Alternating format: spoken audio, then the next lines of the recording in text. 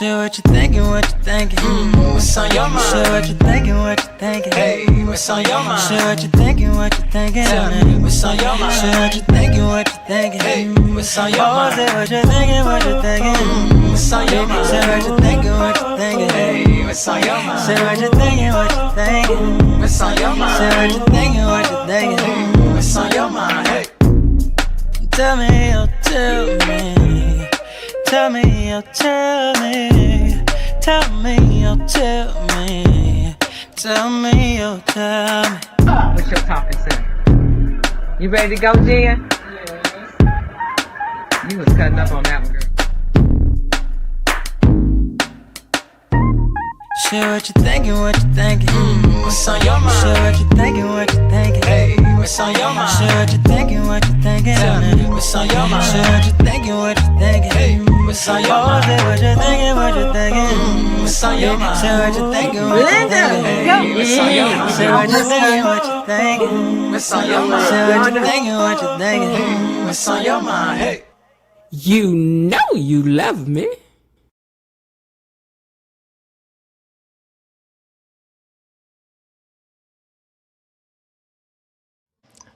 All right, everybody, welcome in. How you guys doing this evening? Leon, how are you?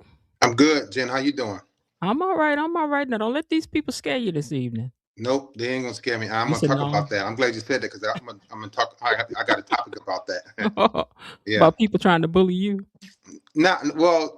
Yeah. Not now, but when I was a kid, what happened? Some of the things that happened to me. Yeah. Mhm. Okay. All right. All right. Well, welcome back to the So What You Think channel, everybody. We're here to discuss all things beyond the gates. And today we're going to go a little deeper. And I'm joined today by Leon Walker Jr., author, motivational speaker, and someone who has built a platform around helping people understand narcissism and how it develops and how it shows up and how to protect yourself from it as well. And I want to say this as well. This isn't just someone I found online. I actually know Leon personally. He's genuinely a good person, someone I've had a real conversations with, and I've really enjoyed talking to about these kinds of topics. And I'll be honest that when people speak openly about narcissism, especially from personal experience, they don't always get support. Sometimes people question their motives, but I've seen his heart in this, and I truly believe that this is what he's doing this for the reasons that he says that he is, which is helping people understand something that can be very difficult to navigate on their own. Yeah. Now, y'all already know we don't just watch these characters; we take a deeper dive into them, the choices they make, the dynamics they create. I'm talking about the show that we watch over here, hmm and the dynamics that they create, and what might be driving all of that. And today in particular, we're looking at two characters, Leslie and Eva, the dynamic between this mother and daughter, because as we're watching this play out, a lot of people feel like Leslie is being written as a narcissistic mother. And this conversation is really about gaining a better understanding of that and why a character like this behaves the way she does and why the writers may be making the choices they're making for both Leslie and Eva. And gatekeepers, if you have any questions as we go ahead and start dropping them in the chat, and we will open things up later for Q&A if Leon has time. I do. And also give you an opportunity to come up and ask your question live if you like. So be thinking about that as we get into this. So Leon, welcome. I'm really glad you're here. Thanks for having me, Jen. I appreciate it. Oh, you're welcome. You're welcome. Usually I'm used to hanging out with you on the when we were doing the talk show. Right. Getting your insights then. hmm They was beating you up in the they was beating me up in the comments, and they was coming for you. Yeah, it's all good. It happens. I've been doing this for 5 years, so it's like when I first started doing, I couldn't handle it, Jen. I tell you, I ran. I couldn't handle it because I wasn't used to people coming at me until my ex-girlfriend told me to start doing videos on my narcissism, and I was like, I'm not doing that. And so I did it, and then I got mad at her because they were on me. It went viral. A couple of videos went viral, and I wasn't ready for that. I was not ready for that. So I'm used to it now, and I don't. It doesn't bother me when people come at me because I know where they're coming from. I look at where they're coming from, you know. You think now you can kind of see some of the feelings that people have about it, and they attach you to it because you're talking about it. Yeah, not right. I'm talking about it, but I triggered them because a lot of times I look like their husband, I look like their boyfriend, I look like their uncle. Maybe because of my teeth, my big nose, my bald head, my eyebrows, and I get told that a lot. You remind me of my effing husband, you know, you son of a. I get called. The name's not that bad anymore, but they used to be on fire. Yeah. Okay, Elaine, I hope you feel better. I'm just saying, Elaine Yeah, is one get of better. our moderators and Okay. regulars over here. Hope you feel better, Elaine. Yeah, She said get she's better. listening from the bed. She's been looking forward to this Okay. conversation, so Yeah, we're gonna I get hope out. she feel better. Hmm. Yeah. You already know how All we do. right. Well, let's start here because I think Mhm. this is where a lot of people get confused. When people hear the word narcissist, which you know they use a lot now, Yeah. it gets thrown around a lot. What are people getting wrong about this most of the time? Well, what they're getting wrong about it, Jen, is that first of all, you can't read up on it and then call somebody a narcissist by looking at the categories, right? Mm-hmm. First thing they get wrong is that, oh, girl, he's arrogant, he's a narcissist. He gets angry fast, he's a narcissist, right? Those are traits, okay? And all you need, I think, is 5 traits to be diagnosed. Some of us have 6, 8, 7, 8, 9, 10 different traits. But they get it wrong because they the first time they get upset at a man and he doesn't call them as much, or he's being sneaky, now he's covert, right? Or he beat me, he beat it, or the ones that are violent. So the other day, I did a video about how you how narcissists are very jealous people. I'm a very jealous man, but Mm-hmm. I have it under control. So I you was see, only jealous because when I knew that I was going to starve her body and not be loving and caring, that somebody else would come in and take her from me. And that happened when I was 25 years old and I lost my mind. But I did a because of video. jealousy. Oh, yeah. I Mm-hmm. did that and more things. We can talk about that too.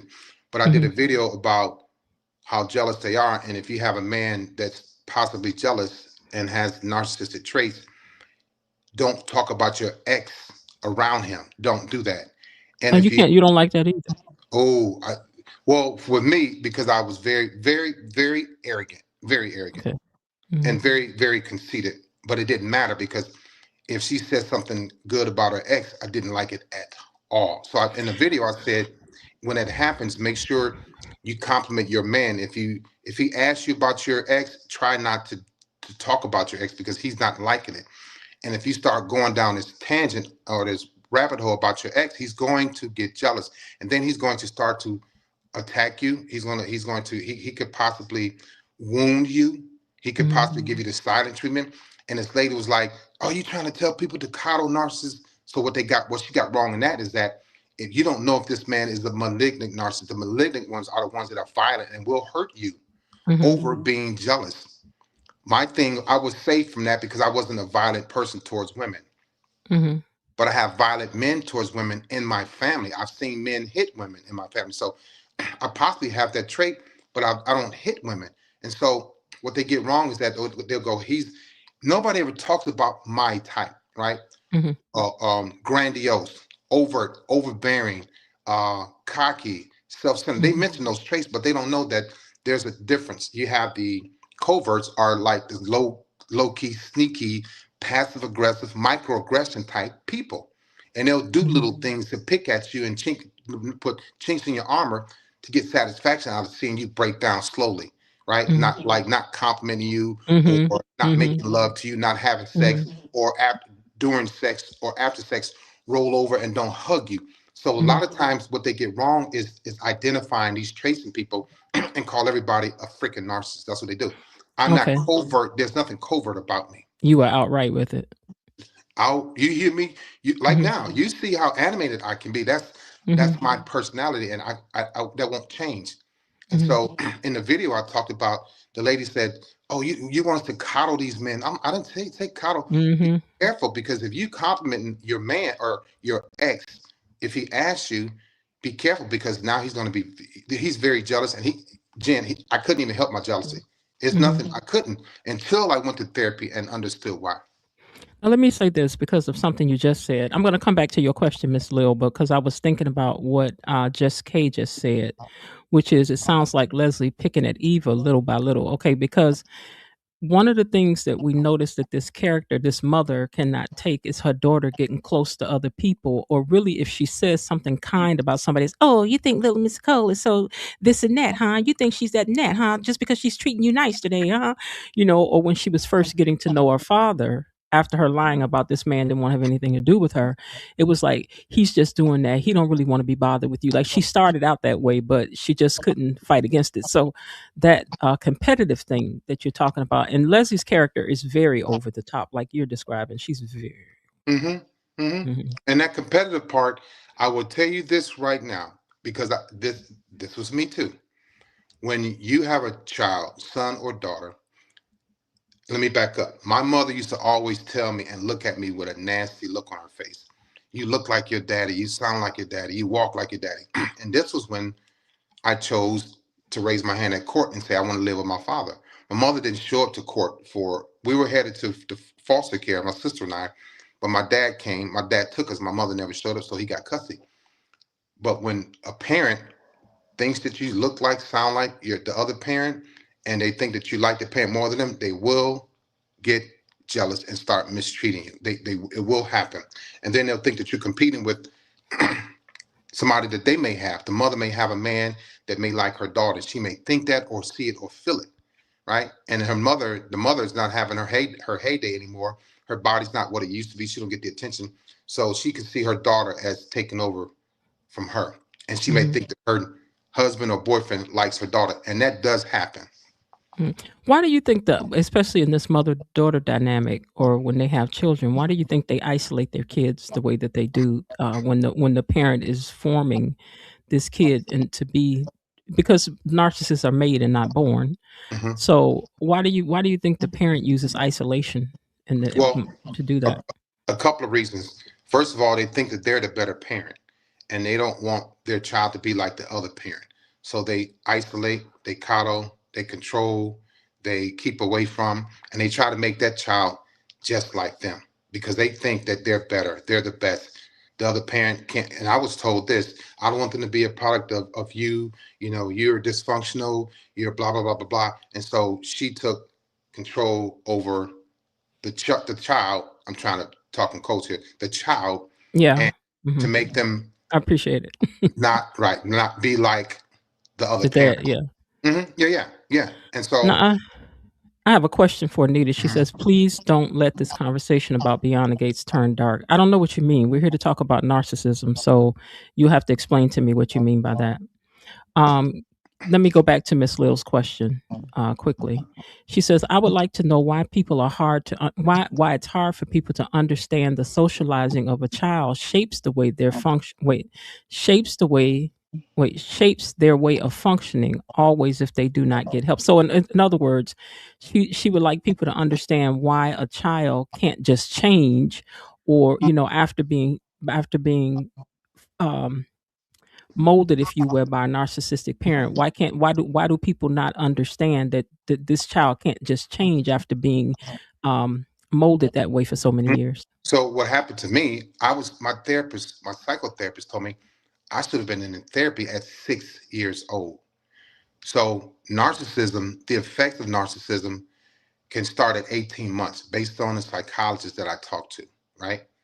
And when you start to develop these traits, these ways, you start getting develop a memory, you go Mhm. through neglect and abuse. And so you start to become this person, whether it's fearful, whether it's over the top aggressive, whether you're very sensual, you're very needy, you're very loving and caring. You might be an empath, but then you get your feelings hurt and you shift. You may your desires will change for many things. So I'm just trying to keep it clean.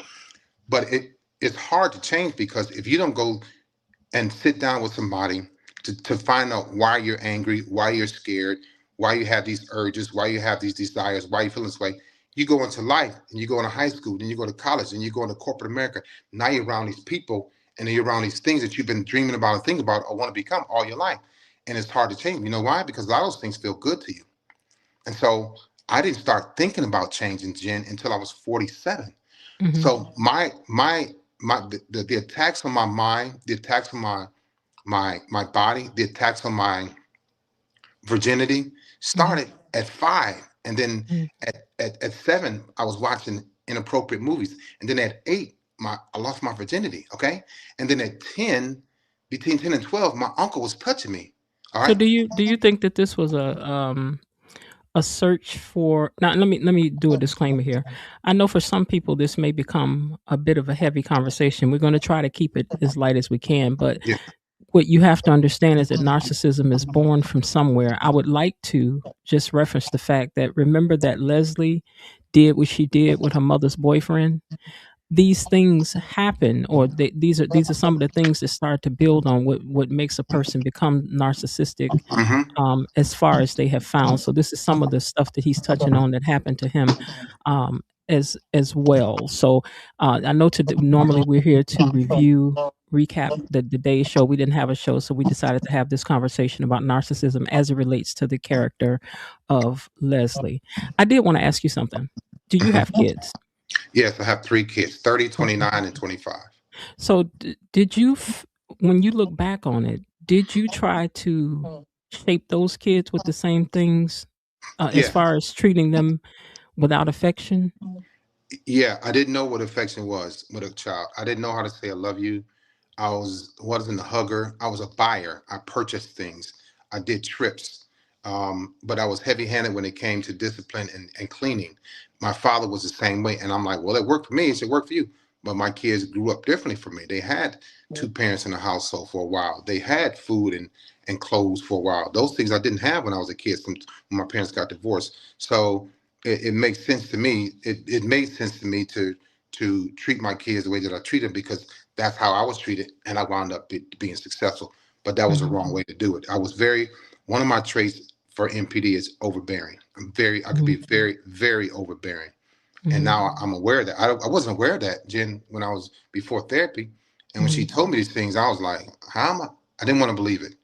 And mhm. I was very arrogant and self-centered. So I didn't want to hear anything negative about myself.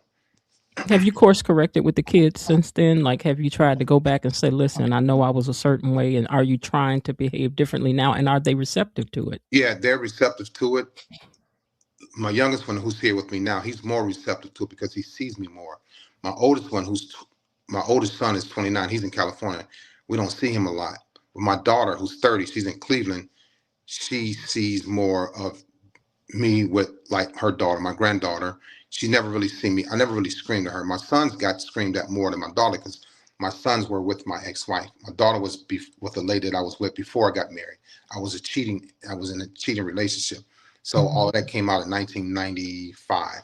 But my mhm, kids, like I have to, and I tell you, when you have MPD, Jen, you have to not almost, you have to practice every day. I have to practice because I have thoughts. I have negative thoughts when I'm lying down, and there's this anger that I have in me. But I learn how to identify it and why I'm angry. And most times it's for no reason.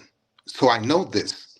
But those people that don't go through therapy and they start getting angry, they're gonna lash out because they don't know how to sit back, chill, regulate their emotions, feelings, and realize you making this up because you didn't get your way. And Now that's not I don't wrong. want to know what, but I would think that that made you something else when you was in the military. Ooh, yeah, Yeah. it did, and it fit because it was the military. You know what I'm saying? Mm-hmm. Then it was like the meaner you were, the better you were. The more women you had, the more you drank, the harder you worked, the harder you played, the more they loved you. We were Mm-hmm. very narcissistic in the military. Narcissism, the military is a breeding ground for narcissists. Professional sports, entertainment, as you know, it's a breeding ground for narcissists. But since I was in the military, it's a breeding ground because you get rank, you get structure, you get money, you have discipline, but you didn't have. They give you people that work for you, and people that work for you want to be like you, but they don't know that you have this personality. All they know is that you're E6 or E7 or E8 or E9 or you're an officer, and they want that until they Who's the see what that was who's the hardest person for you to try to manipulate when you were in your heyday of this? it What was. kind of person? So it was two types. The Southern girls, I couldn't. They were so sweet. I was like, I can't do you wrong. It was tough to do those Southern women. Not saying that Northern women weren't sweet, but the Southern women are one that's really they had that drawl, that accent. They had that hospitality, and other women have it too. But I just specifically remember this one young lady that I met, and I couldn't.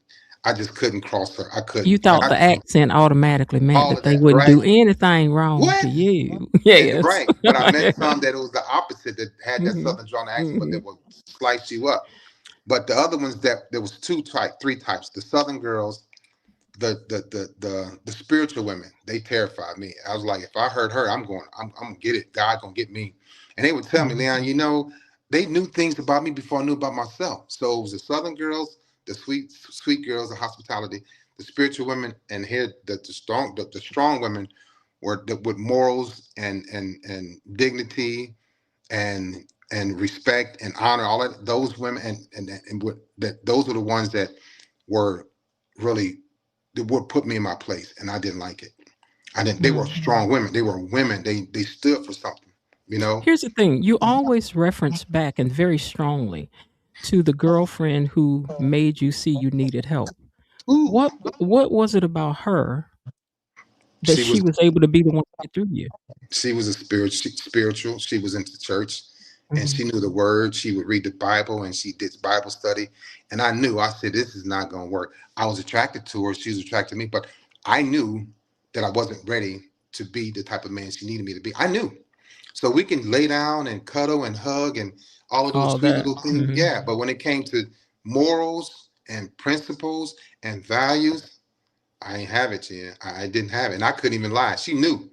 She told me, she said, Mm-hmm. Leon, I feel you pulling away from me, blah, blah, blah. She said, well, God told me. She said, God was my big brother. Your big brother said, you need to start talking about your NPD on social media. And I was like, I'm not doing, I was terrified. So she already had me. And with narcissistic people, let's say men, when they meet a woman that's strong, right, in her values and her beliefs, and you can't, and she's got boundaries, we're going to already feel like we can't get to her. So either I'm going to submit and start getting close to God and be a husband, a real boyfriend, or I'm going to run away. And so with her, I ran. Now, Elaine wants to know what made you go seek help to get your diagnosis. So I never went on my own. It happened twice. The second time was when I was getting my retirement physical from the Navy. I went to the ear, nose, and throat doctor right at the VA. I went to chiropractor, went to the dentist, I went to the neurologist, and they checking everything. And the last so there's a piece of paper you have when you're doing your checkout for your retirement. And the last line on the paper was a psychiatrist. So I left the VA hospital and went back to work. And she looked at my paperwork. She said, well, you need to go get the psychiatrist to sign off on this form, Mr. Walker. And I was like, I'm not going back. And she said, well, we can't start your retirement. And I was like, oh. So I went back. And when I checked in, the lady said, oh, you need help. She came just like that. She said, we're going to enroll you in. It was intensive in-care patient, but I didn't stay overnight. I was going weekly, sometimes twice a week. So that's when it started. Because the military, when they say that you have to enroll in therapy, you have to enroll in therapy, and you have to show up, you have to go, because they pay the psychotherapist, they pay the psychiatrist to be at work to see me and give me, anybody that's in there. The government pays them. So if you don't show up, it's a no-show, and the government loses money because you didn't show up. So they send a message to my job and say, hey, he didn't show up to therapy today, and so now I'm in trouble. So we're held accountable. So you was trying to get your money too, right then. There you go. You was like, wait a minute now. I ain't There been you here all go. this time. I don't Right. want my check. Yeah, exactly. Okay. Raven Maniac says, how can one determine whether their own behavior is narcissistic and whether their own behavior is not just an inner desire to just excel beyond the norm in this society? Thank you for your answer. That's a great question. So I don't think you can actually do it on your own. You need somebody outside of you, because I'm going to answer my own questions in a good way. I'm not going to answer my questions in a bad way. I'm going to tell myself sometimes a lie. I don't want to hear the truth.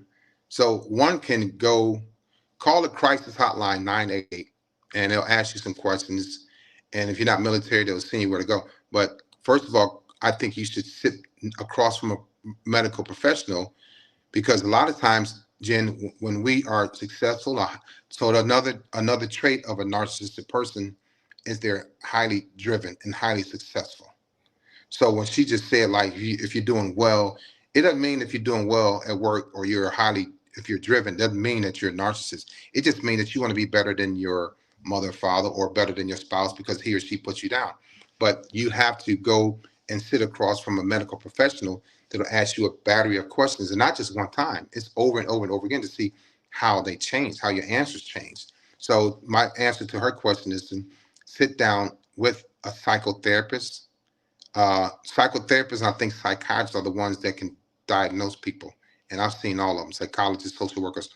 But my answer to your question is to make sure you sit across from somebody that knows the mind, that knows behaviors. It's behaviors.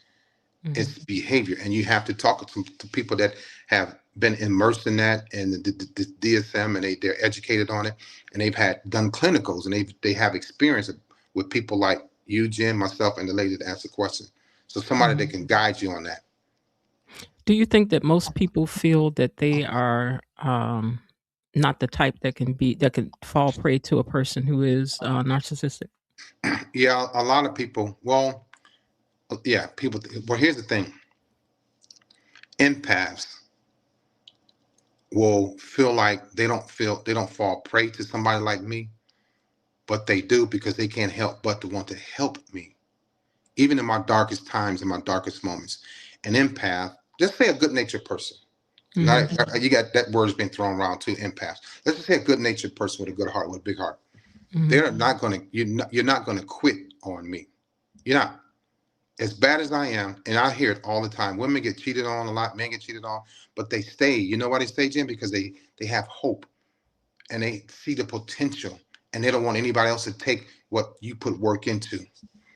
And so I think that people just have to understand that this NPD thing, this personality thing, is not something that we're born with. We're, like you mentioned earlier, you kind of grow into it, you develop it better, regardless of whatever parent it comes from.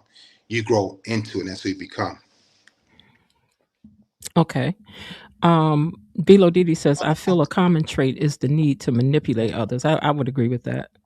Yes, 100%. To get what you want. I don't like it. I didn't like that part about me.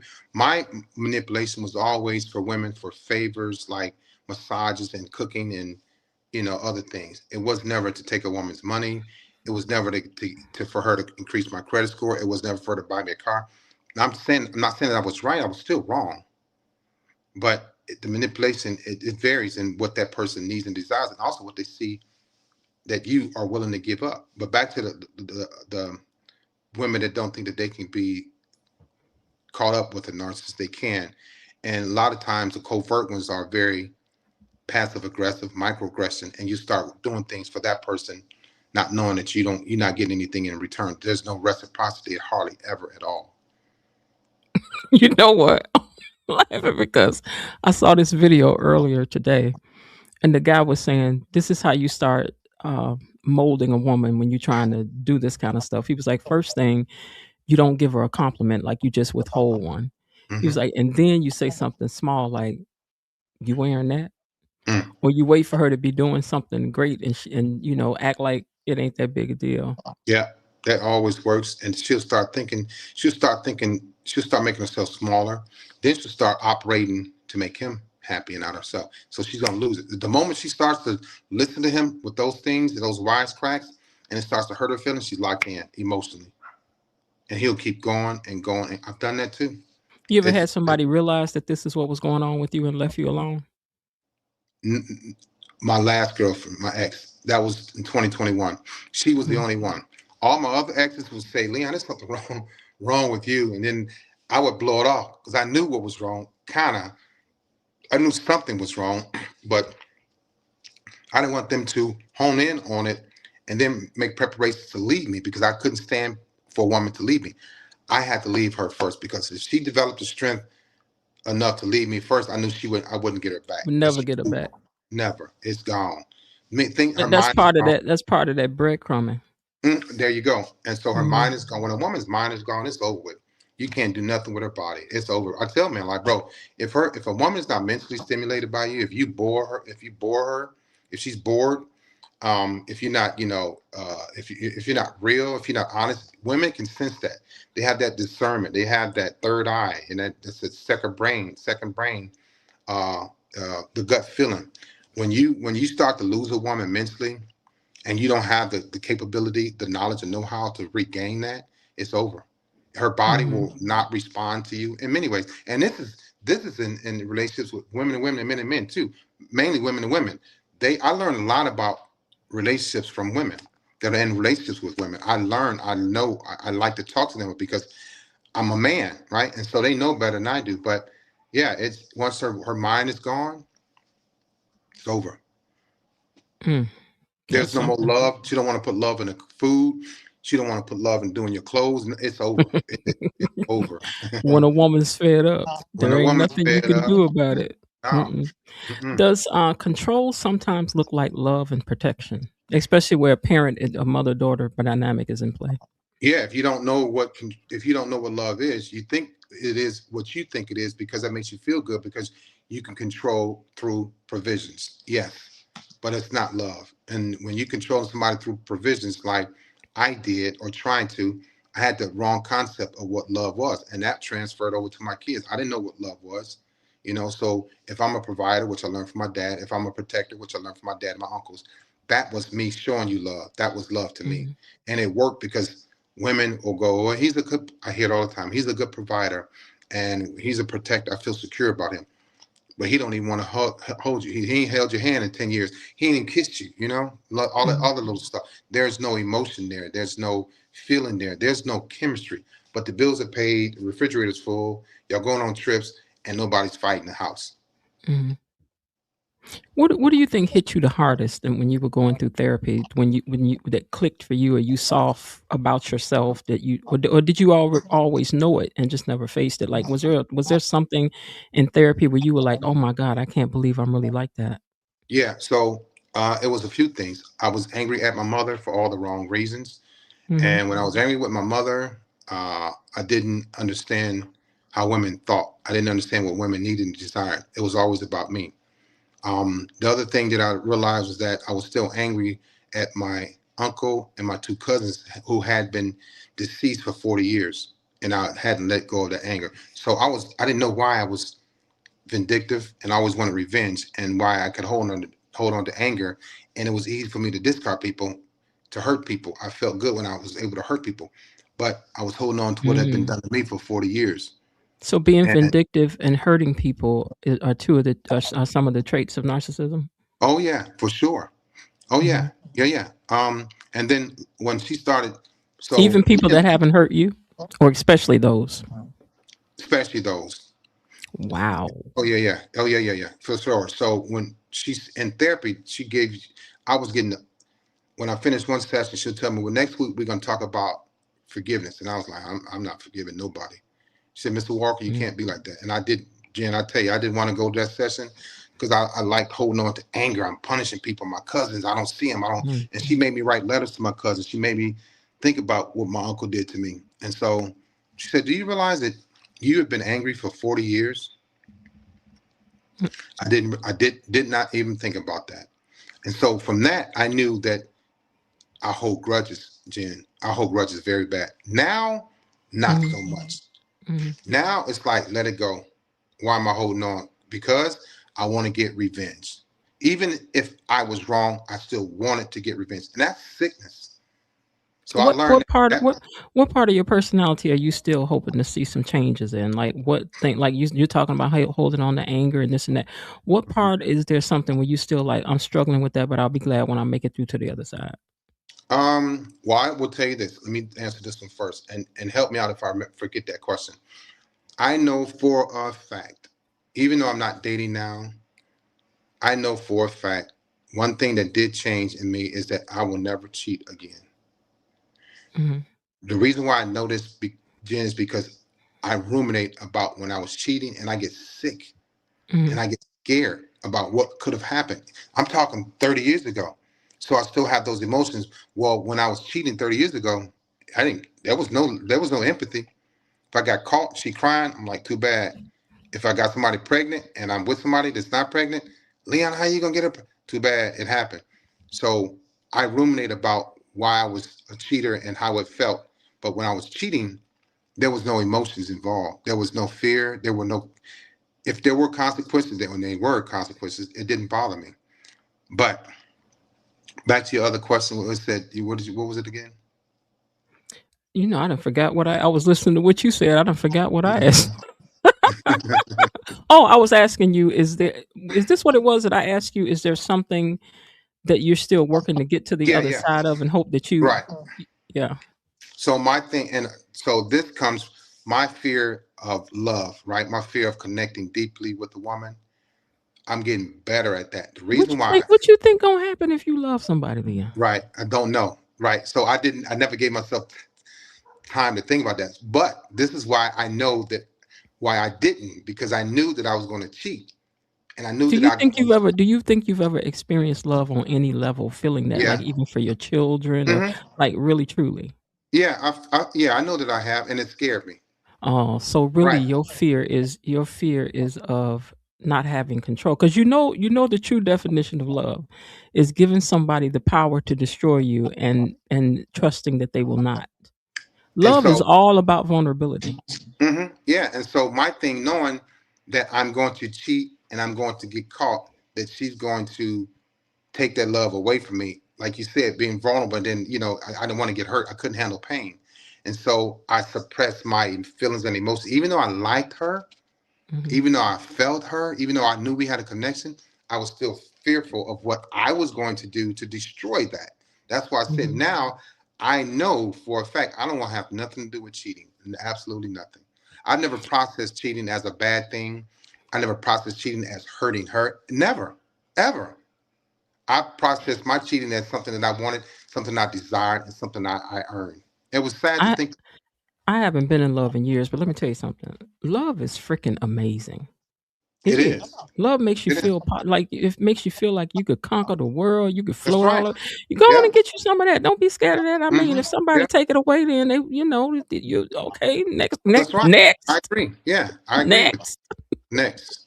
I agree with you 100%. I mean, it's gonna hurt just a little bit, but you'll be all right. Look at all the people that's done got over it and went and moved on. hmm You Yeah, like, you I ain't sure trying to do it. that was me. Okay, now here's something I want to clear up right quick, right? Hmm. Because I know somebody out there thinking it. You say you're not dating now. Right. Is that because you can't get no date and you doing these videos and people like, girl, I wouldn't date him? Is that the case? Because I know it's not, but okay, but is No, it? that was that could be. No, what that is part of it, but that's not like what You I know, is think. it? I was saying I didn't think that was true. No, women tell me that, Leon, I'm scared of you. I would never date you. Oh yeah, I get Mm-mm, that. mm-mm. Let me tell you something. Even when we was taping the show, Hmm. there was some women I knew was coming back to the tapings because they was like they wanted to come up in there and look at you while you was up there. That's facts. Now, even though you I was talking understand. about what you was talking Yeah, about, they did not care. yeah, but see, women, right? Women are strong like that. Because y'all gonna go for what you know. You're gonna rebuild. You're gonna rehabilitate. You're gonna fix me. Women love to fix their Leon, right? They do. They love that. And so, part of yeah, the dating thing is like I needed to take a. My therapist told me, but my therapy ended 10 years ago. But I'm required to go back. I'm supposed to be in therapy for the rest of my life. But life, yeah, Yeah. It's therapy because there's no for. curing it. No, right. So for people to have NPD, therapy is forever. It's indefinite, and it's stamped in my medical record. But anyway, women would tell me, you scare me, Leon, I could never date you. I don't worry about not, and it's not being arrogant. I don't worry about dying alone, because there are women that are willing to be with me, with my personality disorder, with my PTSD, with my depression, all of that. They don't Well, care. I'm Like, oh, just saying though, when somebody tell you like, I could never date you, do you be believing that? well, okay, I'm gonna be honest with you, Jen. Because I don't. To answer that I question, don't believe it. I think if you saying it, you really putting your feelers out there. But that's just me. right, I don't believe it. I don't believe it, and that's part of Hmm. my personality. Like, I've never been really rejected. I've never been left, except the one in 2021. God was handling her to handle me. But women never like woke up late one day and said, I don't like you anymore. No, no, Mm, no, mm, mm, never have. So mm. I try not to. That's Yeah, deep. I try not to say, well, you know what, I'm gonna find somebody anyway. I don't do that. There was For years I did it. Don't get me wrong, when a woman say, you know, Leon, I just can't do this because you're too much, or you scare me, or I don't Mhm. trust you. I'm like, all right, whatever. I would go do something to get their attention, or date somebody that was close to them, and they would find out. I would do something like that. Yeah. Now I don't want any parts of that. I don't, because You that's don't want going that right back to the karma. devil. Mm-hmm. Nabilo Didi said, would a child raised by a narcissistic parent feel the need to protect them, excuse their behaviors, or and fear of rejection? Wait, say that again, Jen. Would a child raised by a narcissistic parent feel the need to protect them and excuse their behaviors for fear of rejection? Yeah, I would agree with that. They're going to protect them, and then they're going to excuse their behavior because they don't want, because of rejection. They don't want the child to start not liking them or find something You mean the solace in parent something not else. start Yeah, liking them? the Mm-hmm. parents start not right. Yeah, they don't want that. So that's I agree with that. Yeah. Okay, I saw another good question down here. Let me see. Oh, Miss Harding says, "What type of woman do you admire, but probably would not be comfortable dating?" He said, but you can tell her because she might have missed it. Yeah. So the Southern women that are sweet, I'm I don't have any problems with that now, because before I knew I would wind up hurting her, and I'm like, I can't do Mm-hmm. that. The spiritual women, now I admire them, but and I'm not afraid of them anymore, because I know God will handle me if once I hurt one of them. But the Mm-hmm. women that have moral standards and principles, um, I don't mind that anymore, because I enjoyed breaking rules. I enjoyed doing the opposite of, yeah, doing right. I enjoyed doing wrong. I did. And I was dating this one woman. She was just she had strong morals and values and principles, that I would do things on purpose to make her mad, Mm-hmm. because she was just so strict. She was straight laced, and I didn't like a straight laced woman. I had my father's dating patterns. I could get women, good women, nice women, educated women, but I couldn't keep them because my morals were shot. So my dad was Okay. the same way. I saw women that were, dressed nice and wore high heel shoes and worked and drove clean cars. He didn't like those women. He liked the ones that were, street women that would fight a man and swing on a man and smoke cigarettes and drink liquor all night. That's what he liked. And I started liking the same thing. But I could get Really? those. Yeah, yeah, oh yeah, oh yeah. We don't Mm-hmm. talk about that enough. I see it. I see it in my friends. It was me. So my friend was like, "Man, you always like these chicks around the block, Ronnie Block type women." And he would try to introduce me to women that were either graduated from college, not married, no kids, looking for a husband. I didn't want that. Don't look for a husband to me, because I ain't got it. That's how it was. But I did get married, and I stayed married for 12 years, but it was bad. It was a bad marriage. I made it You was bad. acting out, I, probably yeah, I was, yeah, Jekyll and Hyde, showing Dr. out. Showing out Mm-hmm. for 12 years straight, nonstop. Wow. Yeah. Bilo Didi says, "Do you believe narcissists must experience extreme consequences like loss and isolation in order for them to seek 100%. help and Yes, change?" ma'am. She is Mhm. 100% correct. That was a part of while I was in therapy, I was experiencing loss and consequences, because things were falling apart. That's why I tell people, don't wait and pray on their karma. It's coming. We don't get to treat Mhm. people wrong and then live life and, happily ever after. No, but that the consequences and the loss is coming. That's right. Mhm. I believe in What that.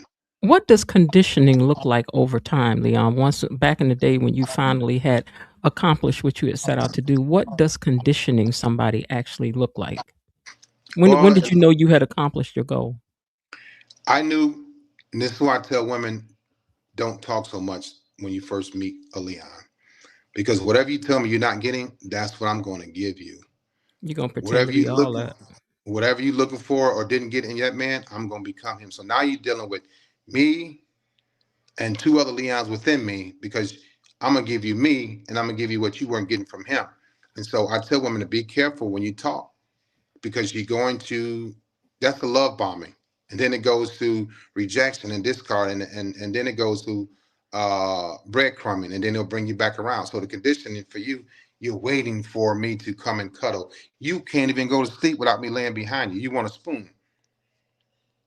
And then Okay. I starved women's body. I would touch them everywhere, because she said, "Well, I never had massage, so I'm coming Get over them every used time." get them used to something and then pull it away. Yeah, that's what I Mhm. tell women. Don't tell people what you want, need, desire, what you didn't get, what he didn't have, and this and that. I'm going to become that person, and it's very easy. I'm a very worldly dude, and I was always studying women since I was a kid. I was reading up on things about a woman's body, how to touch her, I knew it. I turned into a man's little boy as a kid. So conditioning, and it's not just the physical part. It's gifts, catering to her love language, which is very, very dangerous. Communication. So after you do all these things that they like, then you take it away so they can chase it, try to get you to start Mhm, doing it again, all over mhm. again, knowing that you're never going to do any of that stuff again.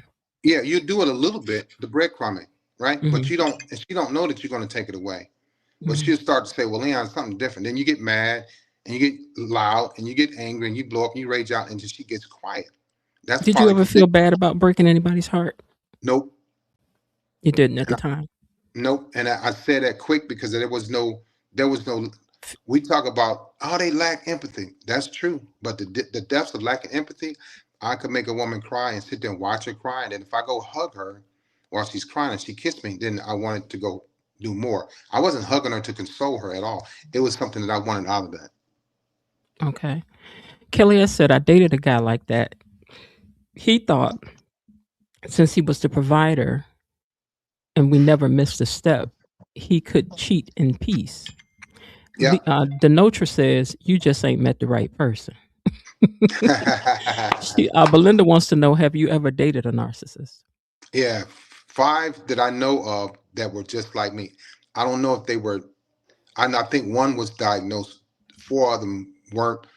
But yes, they were just like me. And then we had a connection and we had chemistry, but that's it. Jen. It wasn't going no farther than that. I was like, She was too strong for you. no, not in a narcissistically speaking. She was just as broken as I was, and there was no fun in that. There was no growth. We were both wild and crazy and having fun. We were both very, very flirtatious, and we would lie to each other. We would gaslight each other. We would ghost each other. We would it was just it goes nowhere. So I'm like, man, this is how it's like to date myself. I don't like this. Mm-hmm. I dated a narcissist one time, but I didn't know what it was at the time Yeah. till it was done, Hmm. And it's kind of funny, that thing that you said at the end, because that's what I ended up saying. I was like, I will never like you again. Yeah. He says, oh no, you would like me. I said, let me promise you, if Jesus came down here and asked me Hmm. to like you, I would Yeah. never like you again. You understand me? Because I didn't seen it for what it is now, And I you know. believe you because And I was I've mad. been, yeah, I bet. And I wasn't that mad at them because I knew where this was going and where it wasn't going, and I could blow them off. They were attractive women, right? But Mhm. they were damaged, very, very damaged, dark women. Yeah. Look, then what makes me laugh further is like, when I think back at one time, he said, "You just insecure," and I said, "Look, I may be a lot of things, but this is not a Hmm. word that applies to me. I like Right. myself fat, bald headed. It don't matter. I like me. You ain't got to Right. like me. Right. I already Right. like me." Hmm. And in fact, I don't even want you to like me when I don't like something about myself. Don't like me. Yeah. You stay out I'm of that. Stay away from I'm me. good. I'm good. I'm good with me. I would Hmm. like to improve on the me. Right. But Right. insecure, you could, child, pick another word. Mm. Insecure and jealous. These are 2 things I cannot do. Right. I get it. She ain't about to do it. I just got to go and do it, whatever I got going. Hey, Gloria. In Eva's case, I wonder if it isn't fear of rejection from Leslie, but fear of what she would. Wait a minute. In Eva's case, I wonder if it isn't fear of rejection from Leslie, but fear of what she would if she cut Leslie off. So you're saying that you don't think that this girl who's been raised by her narcissistic mother is really in fear of rejection from her mother, but fear of something else if she cuts her mother off? I think this girl has been conditioned too long. She's been conditioned since day one, by her mom. We're talking about this character again, I but got I you. think she's been conditioned by her mom from day one. So just breaking away from that is not going to be easy. This is all she knows. And see, you know what? When the parent is like that, they look at the child as their property too. Hmm. And Yes, and that they think they're one and the same. They they're can one and the they can same.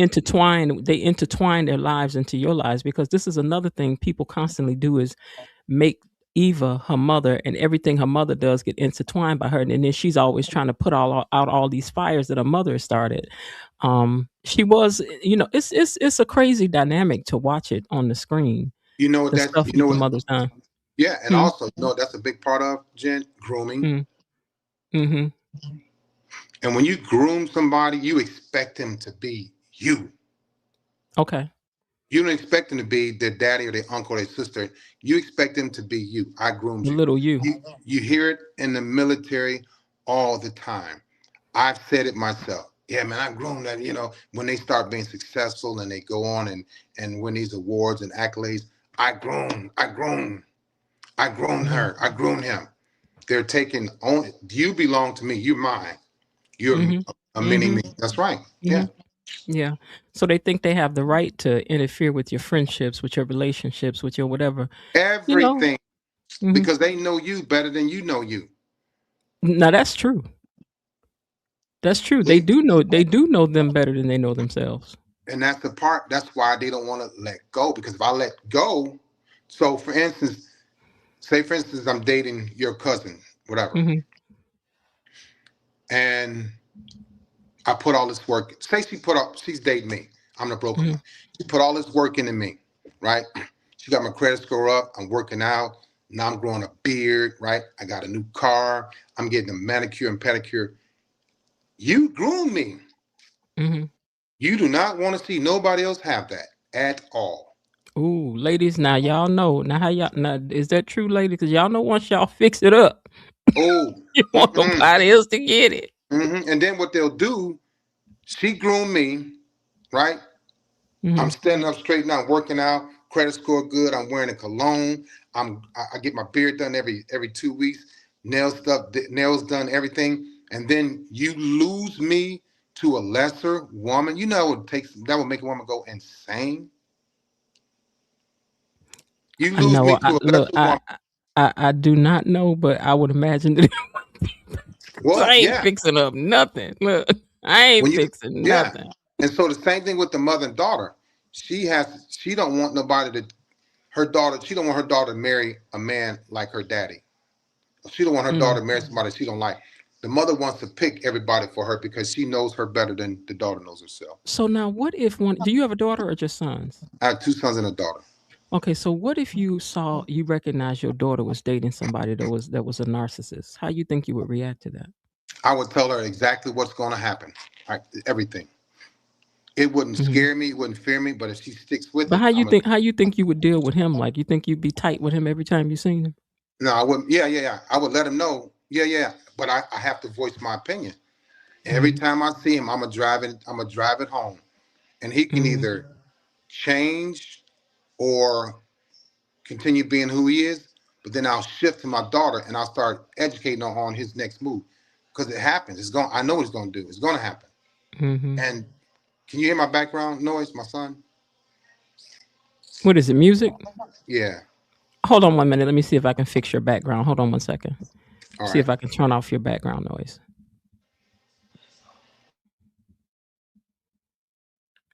Okay. Say something now. Can you hear me? 1, 2, 3. Yeah, I hear you. I just canceled out your background noise, so you should be all right. And so with my daughter, I'm gonna shift back and forth with him and her. I know I've done it with sailors as a leader in relationships, back and forth, until they either gonna get it right or they're not. And I know I can't put too much time into that because she is me. I know what he's dealing with too, not just she's dealing with her. Now, Jasmine wants to know, can a narcissist ever make genuine peace with their victim? Yeah. Or have you ever? Yeah, I had to. That's part of therapy. Next week, Mr. Walker, I want you to write a letter to your cousins, your ex, your kids. Yeah, it was hard, Jen, because I never thought, well, I ain't gonna write nobody no doggone letter. I'm not doing, But yeah, they can make peace, yeah. Because they start getting older, either that, the karma's creeping up on them, they sick, they're in trouble, they starting to believe in God, they want to get help, they want to get better. Somebody mentioned earlier, it might have been you, the consequences, the karma stuff will make you sick to your stomach where you got to start changing your ways. My mother never changed her ways, and she died as a 70-year-old crack addict. My dad never changed his ways. He died as a 60-something-year-old alcoholic. Who was the narcissist of your parents? Were one of them were one of your parents narcissistic? My mother. Mother, okay. Yeah. It's funny that it's mainly the mothers that create the narcissist. They say that's where it starts. I don't like saying that, but doing my research and being in therapy and talking to psychotherapists, it starts with the mother. Hmm. So, what are some signs that people should never ignore when it comes to narcissism or meeting somebody? Um, Not bringing you around their family, not allowing you in their home. Um, if they don't open up about their past, that's a red flag. When they Hmm. are emotionally detached, they don't like to hold hands, they don't like to hug. If they are talking about sex the first time you meet them, Hmm. if they have a wandering eye when you're out, if they're very flirtatious, if they rage, if they curse a lot, if they yell and scream, all of that stuff right there. I know I went fast, but those things like that, those things right there. Miss Leah want to know, where was you on friendship? She said, when you encounter a kind, loving, strong woman, are you more likely to want them as a friend? Um, so that has to do for me. It was an age thing. When I was young, I didn't want kind and loving. I didn't want none of that. I want somebody that was like, we're gonna get active quick. We're gonna Mhm. drink. We're gonna smoke. We're gonna watch movies. We're gonna have a good time. Kind and loving was too slow for me. I needed a bunch of drama. I did. That's what excited me. Now, as I got older and in therapy, I knew like kind and loving is peaceful for me because I was never a kind and loving dude. I had some kind and loving ways, but I chose to be the fiery, loud, boisterous, social dude. But now, older, not because I'm old, not because I maybe got 30 years to live, but kinder and loving is more, it's a lot more peaceful. And I want more peace than anything now. Okay. Now, behind the narcissism and all the trickery and all the smoke screens, who were you really? Like, who were you really trying to stop from coming out? Do you think that at your core you were really maybe a kind person, a nice, like, do you think Oh, maybe that was you there. were, or you Yeah, think so? it was there. Yeah, I know so because I remember myself as a kid. I remember crying a lot. And Hmm. I remember older guys like you, a little sissy. I remember those words. Hmm. I remember being nice to girls. I remember They were that. name calling. Hmm. Yeah, I remember that. I remember, the grown men in my neighbor like, boy, we don't never see you around no girls. I remember stuff like that. And then when I started getting taller. I started getting muscles. I had wavy hair. Girls were attracted to me. I was like, oh, this is what I like. So I can impress the gangsters. I can impress the thugs. Now I got girls. I got girls buying me candy and shirts and stuff. So, Hmm. but I knew that little boy inside of me. I just didn't like the nice. I didn't like the nice and kind. I didn't like that. I couldn't survive with that in my neighborhood, and I couldn't survive with that in the military. I didn't think I could.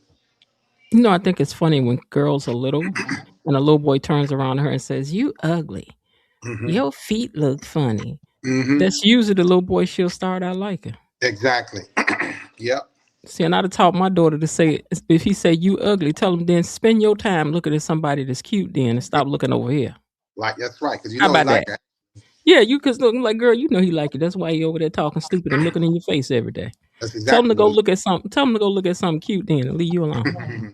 he. You Yep. know, whatever floats your boat. Let me see one second over here.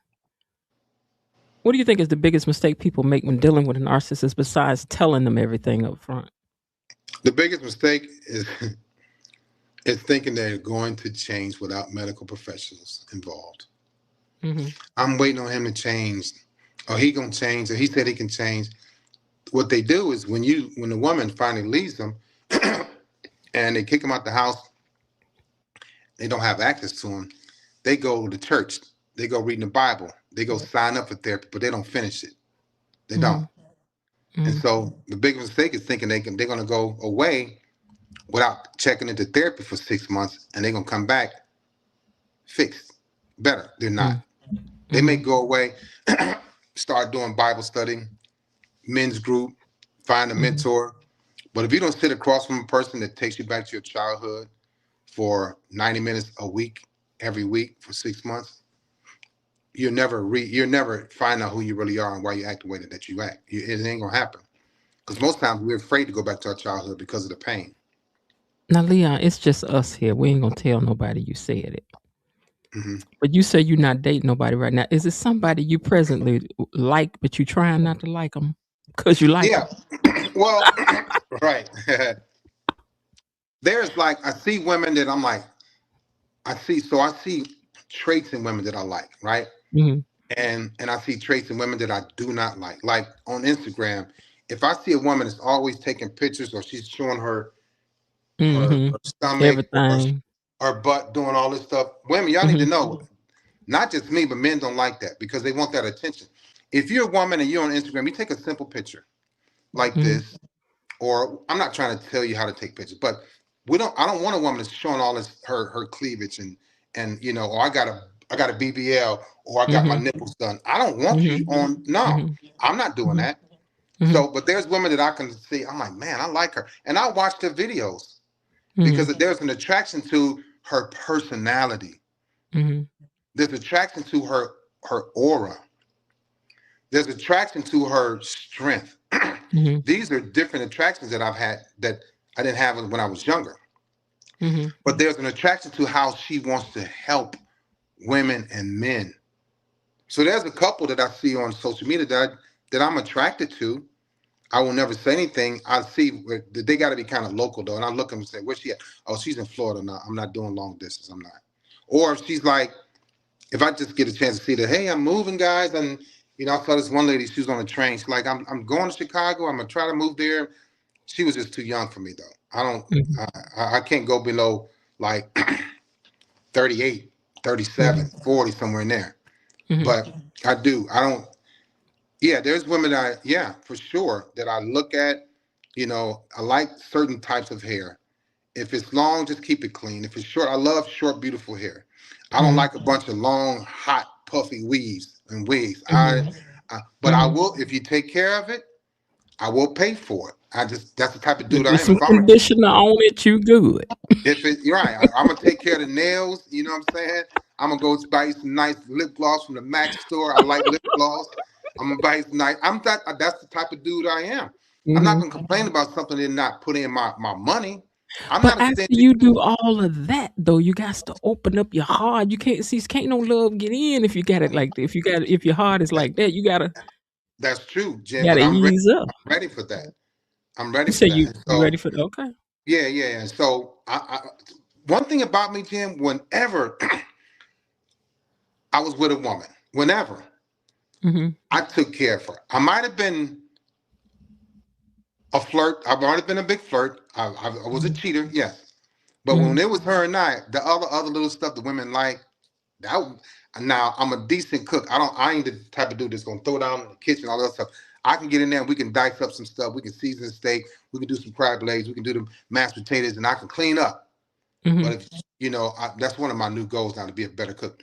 But when it comes to like, I'm gonna set up the weekend. I'm gonna buy tickets to the play. Hey, you got your hair appointment. I'm gonna come out there and tip her and blah blah. I come back and get you. We go eat. Hey, we need to get some new shoes. What kind of stockings you want? What kind of pearls you want with that dress? I'm that dude for sure. Mm-hmm. Mm-hmm. But that was also for my personality too. But look what I can do for you, type of thing. But now that I'm older, I still want her to look nice and smell nice. We get massages, we get our pedicures and manicures together. Oh, Leon, I want to get this weave. Okay, I don't like braids. Just me. I'm not a braid dude. Now, Mm-hmm. locks, that's a different type. I like the Mm-hmm. locks. I just don't like those The 10,800 cornrows. micro braid. The Oh cornrows are cool, Lord. but those micro braids where you got it all this, Mm-hmm. you got the big bun up Mm-hmm. there, and your Mm-hmm. head tint. I don't Mm-hmm. like that. You don't really like that, okay? I don't really, but I'm not gonna make it to where it's so bad to where you like. But I like bringing out a woman's essence, right? Mm-hmm. One Mm-hmm. friend told me, man, all your exes, all your girls got short hair. I love short hair. Mm-hmm. But if you don't have short hair, just keep So it you like what you healthy. like. Yeah, I'll keep it healthy and clean, and I'm gonna run my hands through it. I'm gonna smell your hair. We good. Mm-hmm. And so yeah, but there are women that I'm attracted to that I'll look at now. Yeah, for sure. Like, but they don't know. You like, I can't tell her. She might break They my don't know. heart. Right. Now, what about going back to this? What about emotional blackmail? What does that look like with a parent-child relationship, especially when it's not obvious? What is that emotional blackmail like? So what are they saying? Like, what do you mean? Like, can you give me a little more on that one? Hmm. Okay, so if I use the example of Leslie and Eva, like one time when the big reveal happened that Eva was Ted's daughter, and he didn't know it, and they did this at the anniversary party. Her daughter, at the last minute, decided she didn't want no parts of this because her father was not who her mother had told her that he was. So at the end of the night, when the party was over, Eva came home, and her mother had all her stuff, and she was like, "Since you wanted to be on his side, since you didn't do what I wanted you to do, you got to get out." Now this girl don't know nobody in town. She ain't got no friends in town. It's just her and her mother, and she just put her out. And she was like, "What I'm gonna do?" She was like, "Sleep in your car. I don't care." And then she did her like that for a couple days, and then in the next couple days when she called her, of course she was like, "Oh, mama," because she don't want to lose her mama. So I'm just saying that kind of that emotional blackmail stuff, where they do some stuff and push you away, for you to clamor for to get back in good graces with them. That's what it's for. It's all about Hmm. control Hmm. to make you know that you need me. So Hmm. then when a girl comes back, mama, mama, mama, she's not going to ever do what she did before again. It's Mm. a form of Not control. that. Yeah, it's a Hmm. form of conditioning, like you mentioned earlier, and it's control. So Hmm. now mom can say, when mom comes, put the key in the door, tight, clean up the room, washing dishes, scrambling. That was me too. And Hmm. then my girlfriend said, I said, yeah, they respect me. She said, they don't respect you now. They scared of you. They scared of you, yeah. So the mom wants her to fear her. So she don't have to work hard at controlling the daughter You know at what I all. say sometimes about men that's overly keeping things in such a way, and you can't have a dish in the sink, and why is there a wrinkle on the bed? I say that because they're afraid of relationships and pouring themselves into that, they become perfect at housekeeping. Well, they become perfect at, Housekeeping become your girlfriend.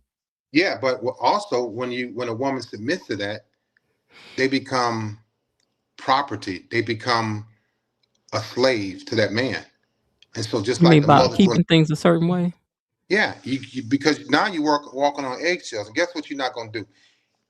If it's that intense in the household, you ain't gonna never question him. So now he's conditioning you to say, hey, next weekend I'm going to LA for the weekend. Okay, all right, Leon, bye bye. That's what he's doing. So you can be glad for when he's gone. No, you won't be glad. You'll be kind of like, whew, but then you're not gonna leave because you come back like I still love him. I know he wants a bed tight. He wants to, this is very controlling and dominant. Men get off on being Mm-mm. able to dominate women, and women get off on being able to dominate men. Here's But my that's theory. conditioning. If you're the type of person who likes there to be no dish in the sink, either wash the dish in the sink or be quiet. That's my theory. I Because the agree with dish that. ain't bothering me. But if it's bothering you, either wash that dish or leave me alone. There you go. Because And I'm so, gonna watch it when I get ready. but see, a lot of women won't say that, Jen. They'll go, okay, and they'll go, well, he's leaving next week, and I can't wait for him to leave. But they won't leave That because you too. know why? He's providing. He's paying the bills. That's Some women true. give up themselves. They lose themselves in relationship because they want a man that's strong and providing and protecting. So women that are not as driven and passionate or have their independence, right? If Mm-hmm. she's independent, he gonna try to strip her that. If you give up your independence to a man, it's over with. But if you don't give up your independence to that man, it's gonna be a battle in that relationship because he's trying to make you submit and be subservient. And if that's not you, you can't be in that relationship. The sex won't even be good because you're sitting there like, am I gonna please him? Is he gonna please me? Or you're tense. You don't really like him because there's no love, there's no affection there because it's a control and dominant type of situation. It's like, what's that movie, Black Snake Moan? You Mm-hmm. become a slave in your own home. You become a slave to the money. You become a slave to Mm-hmm. his control. And Mm-hmm. if you're a woman that's independent, a lot of women are independent, and then they say, okay, you know what? I'm too strong. I'm too independent. Let me give it up a little bit. Then you Mm-hmm. meet a guy that takes over your life, and you forget about yourself. Then you don't start. You don't get your hair done. You don't work out anymore. You don't hang out with your girlfriends because you've submitted and you've taken a back seat because you want to be in a relationship or you want to be married. It's not going to work. No, I said don't do it. Don't sign up for that program, ladies. No. Mm-mm. Now, Just Case says, well, here's her question. I'm going to try to rephrase it this way. With a narcissistic mother with her daughter, what would help a child or a daughter of a narcissistic mother overcome her programming or conditioning from her mother? If she loses the daughter, If so, the daughter would just have to actually leave her alone. period. But And she's see, asking what will help. How can the child itself break free of that conditioning and it's their parent? walking away and not feeling guilty. It's the same thing that women do that develop Stockholm syndrome. Mm-hmm. The child can do the same thing by realizing my mother wants to live her life vicariously through me. I don't want to be a doctor. I don't want to be a nurse. I want to be a librarian. I want to roller skate, right? So My like mother's you not- all, that would be like Leslie saying she wants Eva to come work for her, and everything she wants Eva's life to revolve everything around her. Come quit your job and come work for me. Come do this. I need you to do that. I need you to put out the fire. I'm opening a clinic. I need you to run it. And a lot They of wanted the times same.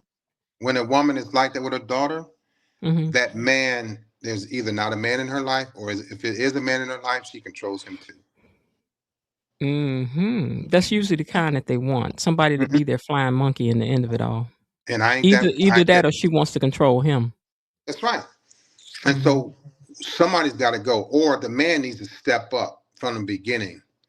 Like when I have the women that I've dated, if I start seeing them abuse their child, it stops right there. That abuse stops or the relationship stops. I ain't having that. Mm-hmm. I know I was very verbally abusive and mentally abusive to my ex. I know, but I've never done that to kids or animals. Okay. Ever. Mm-hmm. Ever. So Like what she is said. it? What is it that you yourself have learned about the dynamic? Because you said you were looking into this now about the dynamics between a mother and a daughter and narcissism.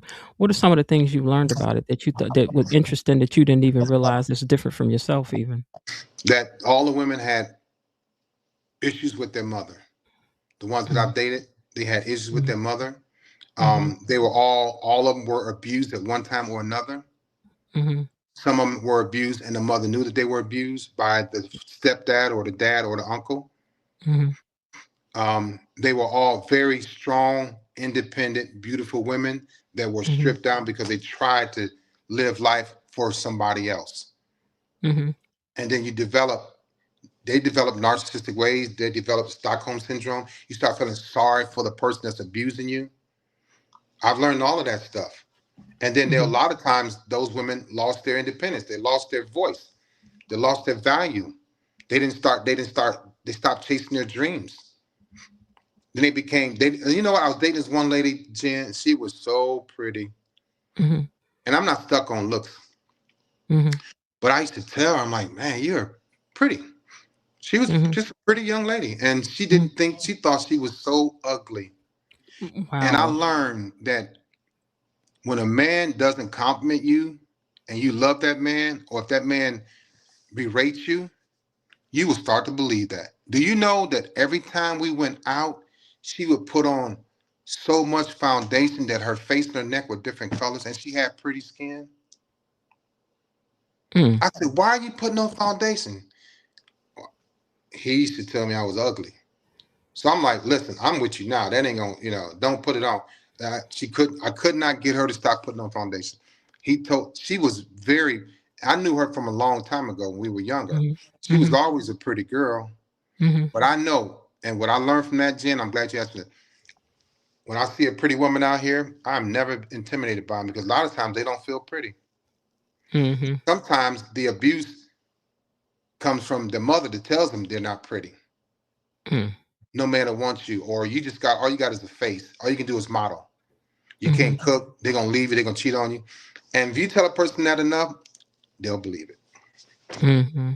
I do know somebody that's had that, where she's told, like, because of her particular whatever, girl, ain't no man gonna like you for that. Ain't nobody gonna, if somebody liking you, it's a lie. He just trying to use you and make a fool out of you. She gets told that on the regular. And you know what I also learned? I'm glad you asked me too. What about those narcissistic women? Mm-hmm. They will talk to you about your man and they will sleep with your man. Mm. You mean the mothers The daughters. or the daughters? Okay. I'm separating from this the what Mm-hmm. we talking about. Mm-hmm. The mothers. They would Mm-hmm. try to sleep with the daughter's man too. They would talk to her daughter about her man and they would sleep with her daughter's man. Okay, pause. So you guys, have you been seeing a little bit of that on the show with Leslie? What he just said, that she is very flirtatious with Isaiah outright. Don't know if that means that they would actually have this character do something, but that's definitely happened in the writing of this. Hmm. Oh yeah. Oh Someone yeah. asked, did your mom treat your children differently than she treated you? Really good question. My mother, while my kids were born in 95, 96, and 2000. My mother was getting high on crack. She didn't even know my kids. My mother died in 2012 from crack addiction. So she didn't even know my kids, sadly. What about your dad? He died in 1999 and he was good when my kids were around. We were living in Virginia. So he saw him and he didn't see him, but he was getting older and he was getting sicker. So, Mm. but when he would hug him and, look and talk, but it wasn't never outright my dad, my kids, he hugging them, they playing. Come here, boy. I Mhm. never got that from my parents. Well, I'm sorry about both of your parents to hear Thank you. both your Yeah. parents. When it comes to narcissistic parent and just somebody who is an abusive parent, what's the difference? Because I think that people think that this is the reason why they think that this character that we talk about on this show doesn't just walk away from her mother, because I think they think it would just be that easy for her to just leave this woman alone when her mother is a full-blown narcissist. Well, they don't look at it as it being abuse, Jen. Mhm. And the daughter doesn't look at it as it being abusive. When I was in therapy, she had to tell me that I was abused as a kid. I was in therapy at 47 years old. And when I was Mhm. telling my therapist my life story, she said, wait a minute, Mr. Walker, do you realize that you were abused? I didn't know. So narcissistic people, the daughter of a narcissistic child mother, they never talk about abuse. They never see it as abuse. It'll never come up unless the daughter gets tired of it. Mother's not going to mention that abuse because her thing is making her daughter better. I'm good Mhm. for you. I'm making you better. I'm helping you out. I'm saving your life. The daughter's not going to see it as abuse because that's her mother, and her Mhm. mother's providing and protecting. But Mhm. there's probably abuse there, but they don't identify it as abuse. Like in the black family, when the uncle is touching the niece or the aunt is touching them, whatever, they sweep it under the rug. How do you think a narcissistic parent responds if they think they're losing that child? They grab on tighter. They Mm. start doing other things. They could possibly start giving them more, rewarding them more, buy them a car, pay their rent, pay their bills, Buy 'em a condo. buy them a condo. I'm Oh saying yeah. that for the show. Hmm. Mhm. Yeah, all of that stuff happens. Yep. Cooking Gift big giving. meals, gift Mm. giving. Those love languages come in hand. So the mom will do the love bombing for sure. But again, that's like you said before, that narcissist knows you better than you know yourself. That's right, and that's where the control part comes in. At like we talk Uh-oh, I don't know what happened. I don't know what happened. I see Leon, you might have to like we come out talk and come. Oh, about. there, okay, you came back now. Okay, go ahead. I hear you and see you now. Can you hear and see us? Can you hear me? Yeah, I can hear you. Can you hear me? Can you hear me? Can you hear me, Jen? I can hear you. Can you hear I me? can't hear you though. Um, hold on.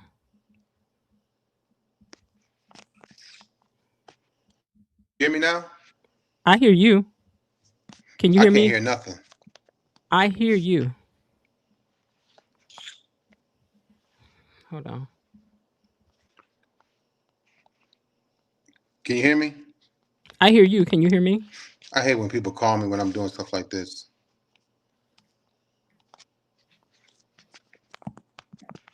What about now? I can hear you. I hear you. I don't hear nothing. Mm-hmm. Check your phone. Okay. Okay. I told him to go out and come back in, and then he should be able to hear again. But yeah. Miss Lil said, "I regret your children never experienced the love of a grandparent. I think you would be a great grandfather if you continue in your healing state." Yeah, that's a good point, Miss Lil. I'm sure he thanks you for that. You guys, I did drop the link if anybody wanted to come up and ask a question for yourself. Here is the link. He went out, but I'm sure he'll be back in soon. Um, just waiting for him to come back in. So, how are you guys enjoying this discussion so far? Have you learned something that you didn't previously know, or what you guys think about it? Let me know, let me know, let me know now. Y'all know I went turning to the show today as if um it was gonna be on and rerun and forgot all about it. Okay, you can hear me now? Yeah, I can hear you. Yeah, So, sometimes that happens. You have to go out and come back in. yeah. Now, what They was I said saying? that the discussion is excellent so far. Okay, perfect. They're enjoying that. It says interesting so far. So I did drop the link for you guys if anybody wants to come up and ask a question. You can turn your camera off. You don't have to have your camera on to come up and ask your question like we do on Friday nights. Belinda says this is a great discussion. Fantastic insight. Jasmine says, even though I was late, she's enjoying it. Gloria says. Linda says the interview is fire. So they like you over here. I appreciate that. Mm-hmm. I like them too. Oh, he said he liked y'all too. The engagement is pretty good. Look, because they've been so nice so far. Well, you know what though, when they get let's just say when they challenge me, I'll Hmm. keep it mildly. I don't mind that anymore, Jen. I don't. I know where to go with it. I know where it's coming from, and I get it. But years ago, when women would come on there and say things to me, I would get so mad I'd be sweating on the camera. Mm-mm. Not no more though. You said because now you realize it ain't got nothing to do with you. No, and even if it did, I go, you know what, you're right. I apologize. I did that. Mm-hmm. I can do that now. Mm-hmm. No, I'm sorry. Let me apologize for whoever hurt you. Yeah, that too. That I was doing that and I was being facetious about that. So I had to stop doing it because I'm being funny. Um, this question about children of narcissistic parents. Do you think they often feel guilty for wanting distance or boundaries from their parent? Sometimes, if the parent is not trying to get better, yeah, they'll want distance and boundaries. Yeah. But if the parent is working on themselves, like I do now, I'm not really hard on my kids. They probably like, okay, dad is a little cool. But when I was doing my thing, no, they didn't want to be around me at all. Bilo Didi says, what responsibility does the adult child have in creating boundaries from the narcissistic parent? I feel at some point they must take responsibility over their own lives. That's right. That's true. Not always being at the parents' beck and call, not always answering, when they want something, not always being able to provide for the parent. Sometimes the parent wants you to pay their rent, give them money. You don't have to do that. The parent is a parent. And so the child needs to, she's right. Boundaries and standing up for themselves. Yes. I think it's hard to find that balance though, because from day one, it's do what I tell you to do. Hey, come here, do what I told you to do. Yeah. And then you're 20, do what I told you to do. And then you're Same 30, thing. do what I told you to do. Yeah. And you're used to just hearing that and doing what you're told to do, Unless you get the other parent in their ear and say, look, you don't have to do that. You're 25 or you're 30. Right, you got to have that balance. Yeah, you got to. Denotra says, what would make an adult continue to deal with a narcissistic parent instead of walking away? Again, Denotra, because it's not that easy. Fear. It's not that easy. Fear. He says fear. Mm-hmm. Being wrong, being unsure, losing something the parent may have that you may want or need. All those things. Mm-hmm.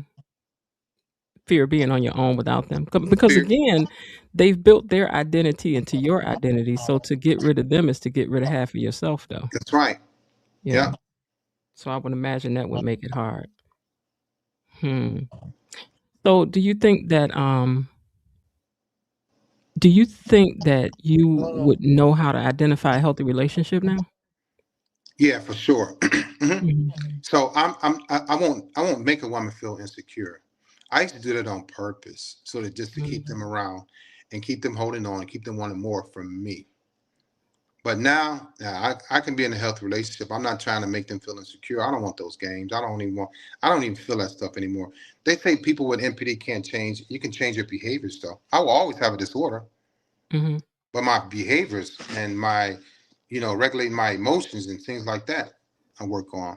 That's what I was gonna say. If you never get rid of if the narcissism never goes away, how No. do you how do you balance that? Like but you say you can change your behavior, so you just have to be aware and make a conscious choice. All the time, every day. It could be, at the grocery store where I feel so. Anger is a part of my trait. It's a part of my personality disorder. Mhm. Anger, over the top, overbearing, mad. So things that I know would normally get mad at, I'll think it through, and like I mentioned earlier, it's really not that bad that I make it in my mind. Mhm. Like somebody's trying to use me, or not just say use me. Maybe they're not. Maybe they just wanted, my attention. Maybe they just wanted to talk a little longer. I can't be greedy like that. I can't be selfish like that. Where I was selfish and greedy for a very long time. It's always about me.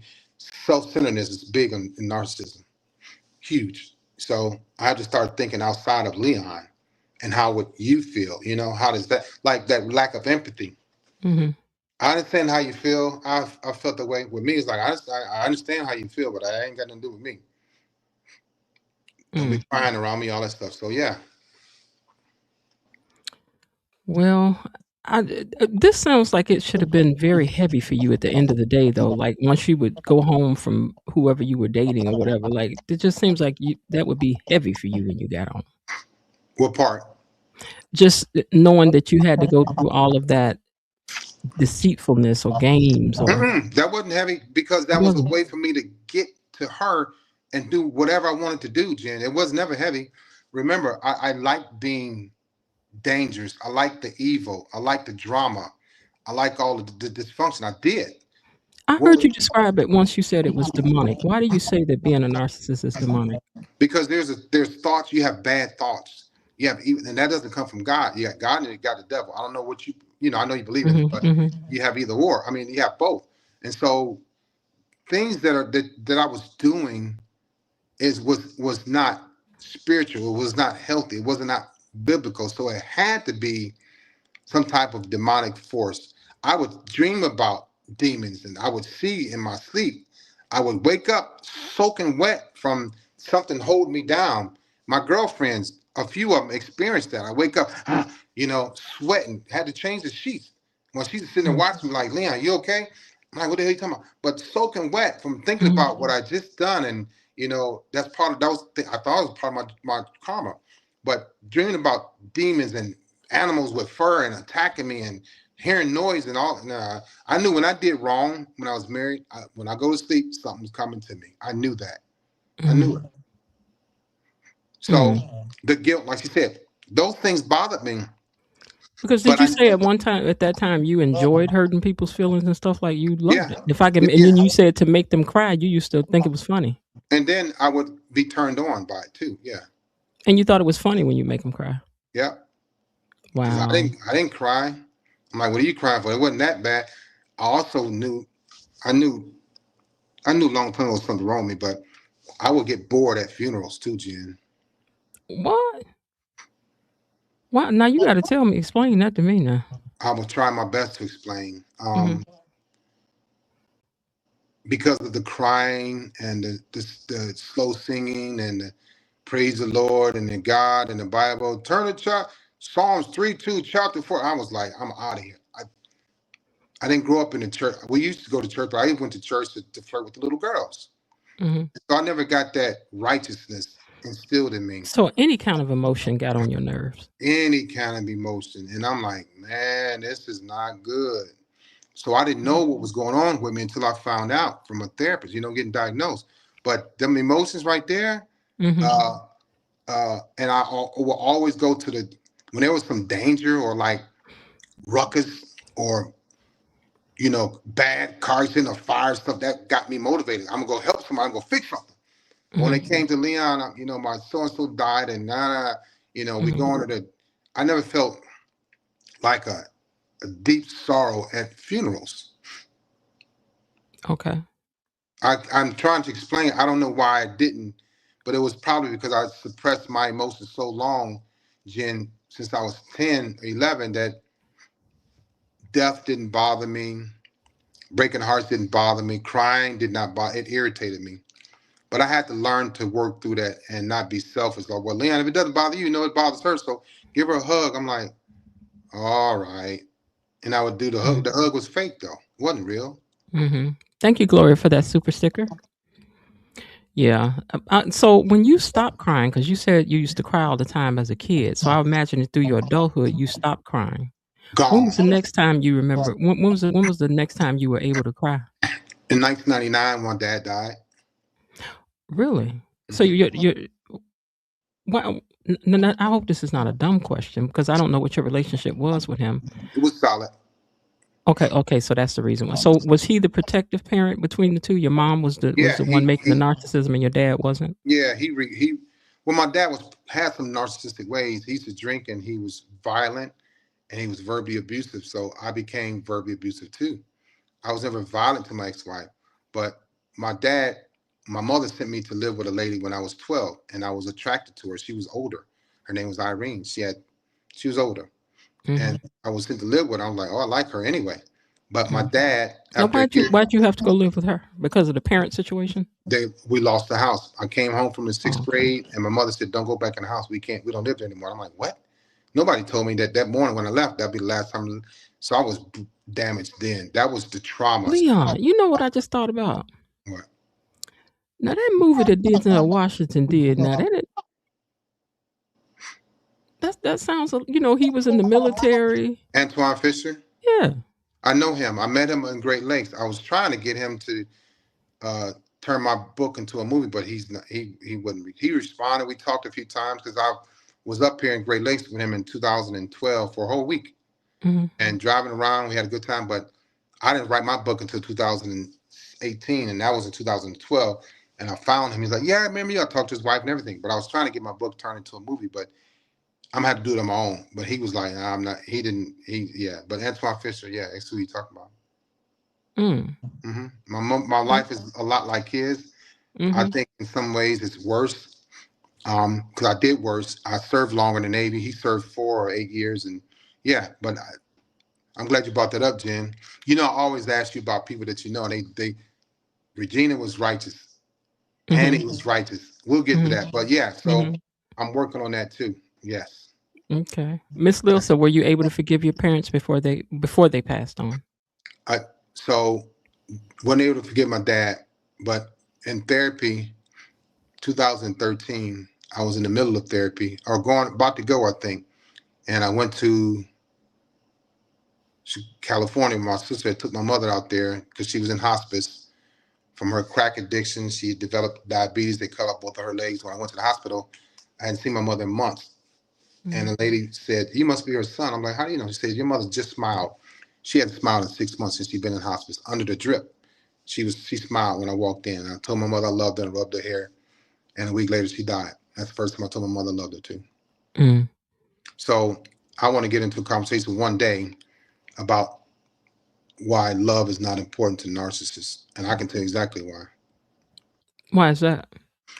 Well, it's taken away from you at a young age. And it's Love never, took away from you at a young age. yeah, So and love is not important to you it wasn't later. later, right. And it was never replaced. It was replaced not with love, it was replaced with lust and hatred and denial and aggressiveness. Those are my love languages. Not real Bilo love, Didi says she's never seen Antoine Fisher. You didn't see a Denzel movie? right? Wow. Yeah, That's deep. So love was not important to you because it was taken away from you at an early age. wasn't it wasn't important at all, Jen. When I say at all, I used to tell women, "Hey, look, let's gonna get right to it. Don't tell me you love me ever." Well, what are you talking about? They didn't know until they found out. And when they start, because I'm going to make you fall in love with me, until you don't love me, then I'm going to discard, I'm going to run away. I was a very confusing dude. Yes. So how do you define love now? I think love is understanding your partner, submitting together, building chemistry, working together, listening, being attentive, feeling that person, leading and following both. And I see a lot of that on these women that I look at on Instagram. They have it, and they just don't have a good man. Mm-hmm. I think I know for a fact if I was in my 40s on social media like that, Mm-hmm. I wouldn't be any good for them. I would be all over them. I would be hitting them up. I'd be all in their DMs, Mm-hmm. but I wouldn't be no good for them at all. At all. Mm-hmm. Okay. Now, Belinda says, Leon, thank you for your transparency and giving us a better insight and understanding about narcissism. You're welcome. Hmm. And Jasmine Williams says, wow, so much clarity. Thank you, Jasmine. Because I've been over him windmilling about the narcissism, and they be treating me like I don't know nothing what I'm talking about. Nah, you know. I said, well, I get somebody to come over here and tell y'all, then y'all don't listen to nothing I say. Right, right. Just using me for clownery to come over here and talk about this show every day. Yeah. Mm-hmm. So what else are you into? Tell us about your books so that they can. Okay. My first book is called Broken. It's a memoir. It's on. Oh, that wait a minute. That other one that's got the "on" word in it. You got to change that word "on." But go ahead. Yeah, Mhm. I'm not going to mention that one. I Okay, got to all right. redo Okay. that one. Okay. I forgot about that one. But my first was called Broken. It's on Amazon. My second one's called Love Wait, the Ship. first one is called "Brokenness." Broken, just broken. Broken. Okay, Bilo Didi, if you all can find his books on Amazon and put the links in here, that would be good. The On second one's Amazon, called Leon Walker Jr. Go ahead. I'm sorry. Leon R. Walker Jr. The second one's called Love Ship. It's about relationships. The third one is called The 7 Loveless Traits, and that's The about 7 Loveless Traits. And Is that's that the last one you did? Yeah, and so the fourth one, matter of fact, hold on. The fourth one is coming out probably the end of this year, and it's not this thick. This is just a mock, not even a mock-up, but this is what I had done when it's got edited and everything. It's not. This is my fourth one called 1 Point. This is about my first 4 years in the Navy. Okay. So that'll be out later this year. And I'll let you know. You get a copy of that. You know that. Okay, that'd be cool. I think it's about his son dying, right? No. Antoine Fisher is the story of somebody who went into the military and why he went into the military. And you have to see it, Bilo. It's a good movie. Right. It is. I mean, it's got a little darkness in it, just a little bit because of some experiences that happened to him. But it was a good movie. You will cry. Mm-hmm. Since you struggle with expressing emotions, how do you express your emotions toward your children? That's a good question. I probably do it with a little bit of humor. I say it when I feel it. I don't hide it anymore. I don't suppress it because they need to know. Yeah, I'm open and honest with them. I'm very open. Linda says that this was very insightful. Thank you, Linda. Anything else that you want to leave them with? Well, yes.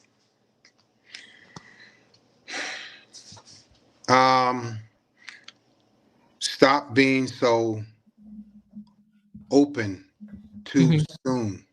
Don't tell a man everything. Don't tell a woman everything. Watch my patterns. Listen to what I say. Get to know my family. You can see a lot of my traits. Find out what I want to do, where we're going with this relationships and let's relationship the next 3 years. Understand my health. Like I'm missing like 6 teeth, bad root canals, I had them pulled.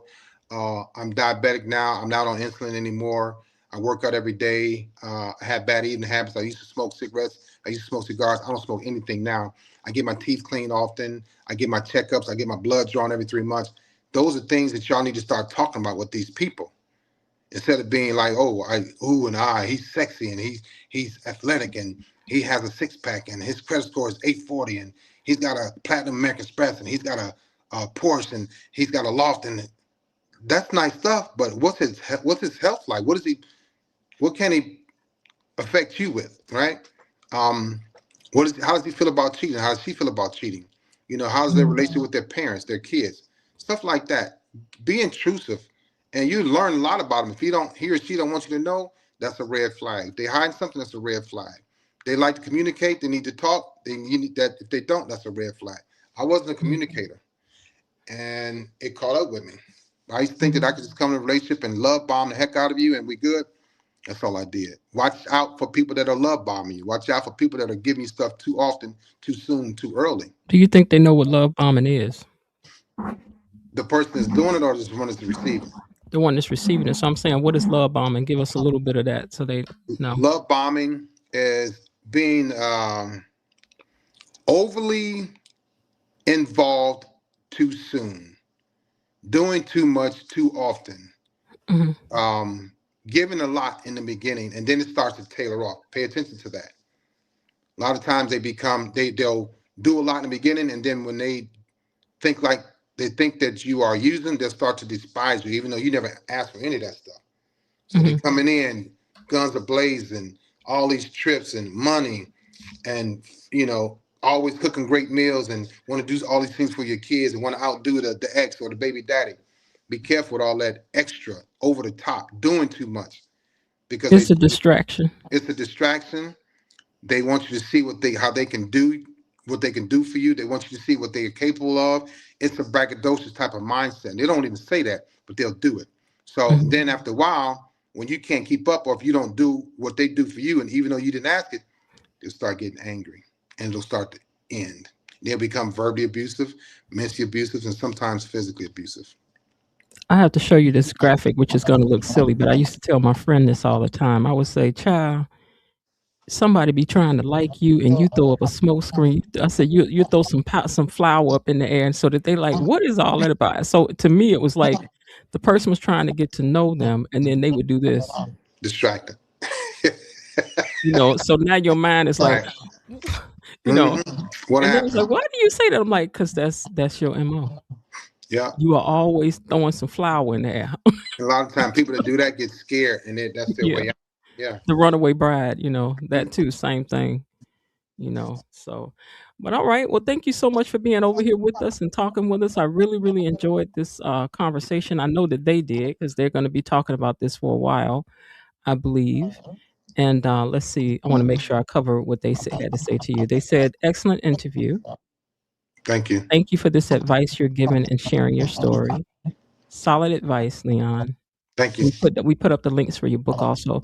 Mr. Walker, thank you. This is from Raven Maniac, one of our guys that come over here and hang out with us every day. My He says, man. Mr. Walker, thank you for your sharing your experiences with us. It would seem difficult for many people to share your deep insight as fully as you have about narcissism. Each one teach one.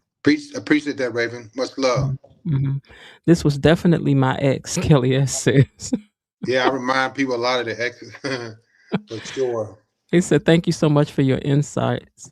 You're welcome. And Miss Lil says, are narcissists afraid to learn who they are? That's a good question to end out on. Yes, that's why people are afraid to go into therapy, because when you in therapy, Jen, I was in therapy, it was so tough for me that I was mad in therapy. I didn't want to cry. I cried. I didn't want to hear bad things about myself. I heard bad things about myself, but then she eased up. And I went back, and I went back, and I went back. And she said, let's talk about your dad. Let's talk about your mom. Let's talk about your grandparents. I'm like, Jesus. But the military holds you accountable in therapy. Okay. Not civilian world. You're not held accountable in civilian world. If you don't show up, too So bad. they get to hear about what happens in your therapy? No. Very great question. The diagnosis was like, you get a letter. They do that. They do letters now. But some of the things they didn't tell me straight up, it was in my medical record. Like, therapy, this is what it says in my medical record. Therapy for PX, which means patient, medical terms. Therapy for PX is indefinite. Indefinite was in all cap letters and bold. I had no idea that was in my record until I looked. So certain things they'll tell you in front of you, certain things. And I asked, I said, well, we don't want people getting mad when they find out, that they have this disorder. I didn't even know. Do you agree with that you should be in there indefinitely? Yeah. No graduation? No. No, this is my graduation here on social media. But I didn't even know that I had mood disorder until I went and got the pills, and I didn't read the bottle. I didn't know what it were. And so I've been on mood disorder pills for years, right? I just read about the pills about a few years ago. That's why I talk about it now. They don't know. They don't tell you. Hey, your medicine is at the pharmacy, Mr. Walker. Pick. I'm like, cool. I was ready to get out of there, Jen. I wasn't trying to go. I want to get You were out. just taking the pill and didn't even know what it was. I would imagine the first day you showed up to therapy, you was in there thinking, let me go on ahead, you know, finesse Let me this thing and sitting let in me go there. on. Let me Yeah. go on finesse this and blah blah blah blah blah. Yeah. And that lady hit you with, so tell me about your childhood. I was like, And you was like, my who? yeah. Then she came back again. Now let's talk about your mother. Let's unpack that piece today. She sounds just like her. Yeah. And I was like a little boy. No. But I stayed. So civilians don't go back, and they're not held accountable. When I didn't go back, she did put that in my medical record. He came here smelling like smoke. He was upset. He had a bad attitude, and he left after 18 minutes. I'm reading all this stuff, and my boss is like, "Hey, man, you need to go back." I'm like, Jesus. I think looking mean is the best gift I got in life. Really? Yes, Lord. Sometimes I do. My sister said that yesterday about why some black men that are bald headed don't get roles in Hollywood because they look mean. My family just has on my dad's side, they just have serious face. So I came by it naturally. So I'm not mad. I'm not upset. I I'm not get none it, of but that. it works for you though. But I think because I look like that, it causes, some things to be like, let me not even go over there with the foolery. But see that your mean face, that's actually cool to me because I know I have that too, and I understand. Knowing you now, you're not mean. You can be. You probably can be, but you're not. But I mean, if you want it, you right, can get right. it. But We very cool. rarely do I have to pull that out because if you start the circus, I'm fisting the clown. I don't know. Yeah, I get it. So, but very rarely have I had to, yeah, I get it. do the most, Right. But I mean, if I got to, if I'm called to the role, I'm ready to play. Mm-hmm. Linda says, thank you again. Hope you come back. You're welcome, Linda. I will be back. Jen, Denotra says, stop it. I don't know what she's talking about. She says she don't want to run into Leon. Why? You scared you're going to be trying to holler at somebody, Dee? She might want to hit me upside my head. She might not. I don't know. She like a challenge. I really enjoyed this interview. Thank you, Leon. Again, great eye opener. Jasmine said her ex all the way. Jasmine, I'm sorry I triggered you tonight. I'm sorry, Jasmine. I'm sorry. Jasmine's pretty cool though. Jasmine's one of our straight shooters. Denotra, at least he's doing the work. That's a big step, she said. That's great, but I wouldn't have wanted to run into him. I would have been a disaster. What that mean? Did you trying to shoot your shot? What did you doing? Right. Tell her, Miss Jen is the sweetest. Don't tell people that you would have been a disaster now. Don't say that to a man because if he's a narcissist, he's gonna come at you. He's gonna get you. He wants you to be a disaster. Let me tell you something. This is for real because I know Didi a long time. If a man has the patience to break her down, I would take my hat off to him and say, brother, because she know I tell her all the time, girl. She's Jen probably nice. soft. She just got that hard exterior that just hides the way that she really feels. Didi is nice, but Didi is a handful. Do you hear me? She gotta protect herself, Jen. Not like this. I get it. Didi, I tell you this all the time. Not like this. Not like this. She hard. You understand me? Yeah, I get it though. I tell her about that last man. She like, and I'm about to say your business on this thing. I'm like, girl, I don't know why that man still messing with you because you is a headache all day. Just always starting some stuff. No, I'm joking halfway. I am, but I ain't. Right. Okay. Gloria said Jen is nice. Over 40 years, she's had that look. That's true. All my life. Okay. Denotra, I get it. Yes, you do, clown. Who, me? Not me. Denotra, huh? Yeah, okay. But anyway, thanks for hanging out with us, and they gonna want you to come back over here again. Yeah, I'll be back. And Regina was, hey. Oh yeah, not this Didi. My friend Denotra Didi. My friend Denotra Didi, not Didi. I'm sorry, her name is Didi. My friend Denotra is Didi in real life. You made that clear. Yeah, let me get that clarity. Yeah, my friend, because Didi like, wait, not me. But thanks for having me, and whenever you want to do it again, let me know. Okay, all right, we'll do. All right. All right, have a good evening. All right, see you later. Bye-bye. Bye. All right, you guys. Well, that's it. I really enjoyed hanging out and having the conversation. It was a good time. You all thank him so much for coming over and talking with you and everything. So, what y'all learn? Let's hear about that. What did you get? What did you guys learn tonight? Did you walk away with a little different insight about Leslie and Eva? Hey, Antigone. She says, thank you. Wait, thank you for your candor, Leon. Very fascinating discussion. Great interview, Miss Jan. Linda says, thanks to all who tuned. Wait, let me highlight the Dee Dee I'm talking about. This the Dee Dee I'm talking about right here. I call her her name is Dee Dee. That's what I call her in real life. Not this Dee Dee. Not Miss Dee Dee that's here every day. Now we want to be clear. I'm talking about this one right here. It's the handful every day. She's a handful. All right. I just became a member. Oh, yeah, that's right. You sure did. Girl, let me give you your celebrations over here because, first of all, Gloria, let me find her comment. Okay, first of all, Gloria became a member today. And, Gloria, we're going to let your membership count for tomorrow's 5 super sticker chats that we need. So we're going to let your membership count for that. Please, you all remind me tomorrow that Gloria is to be mentioned. I'm going to try to remember to write that down. Let me just write it here. Gloria. Okay.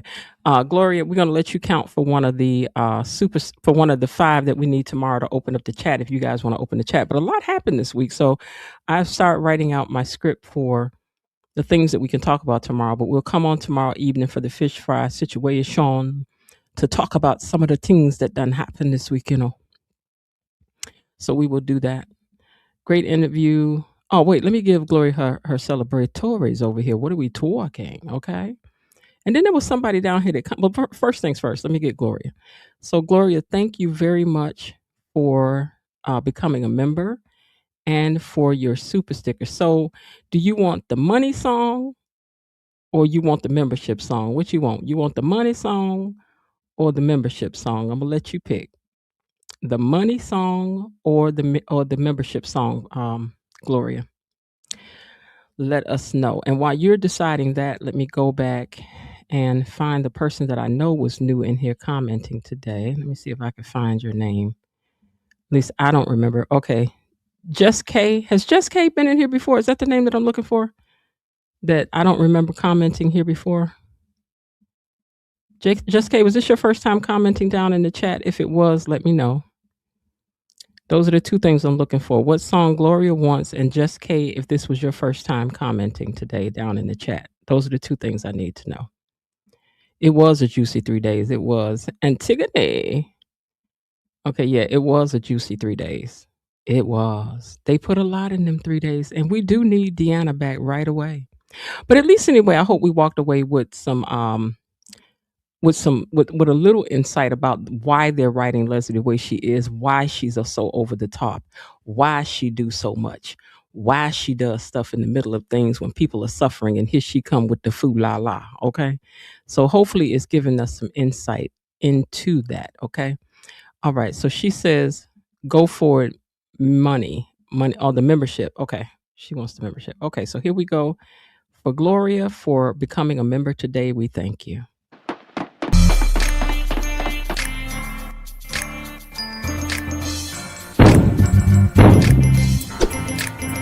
What's the password? Gatekeepers. I tried it.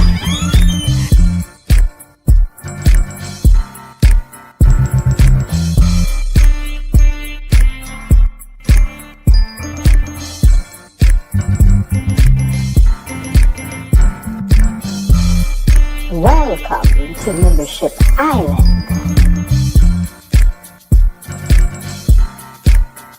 And whatever happens in the membership stays in the membership, so shh, tell them Richard.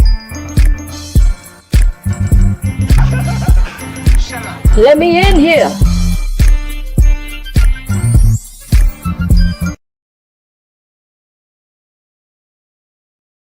All righty, thank you very much. And now she says she think this is Denotra. Denotra been here before. Denotra been here before, but I don't know if I gave her the welcome. So to Denotra, and also to, what was the name I just said? Let me go up here and find it again. So to Denotra and to, now I can't find the name. I just had it up here. Let's try again. So to Denotra and to K, it was something K. Hold on. I find it. Oh, Just K. So to Just K, who has some really good questions. You had some really good questions tonight on the live. And to Dee Dee, we want to give you your official welcome. You are now gatekeepers. Hey, hey.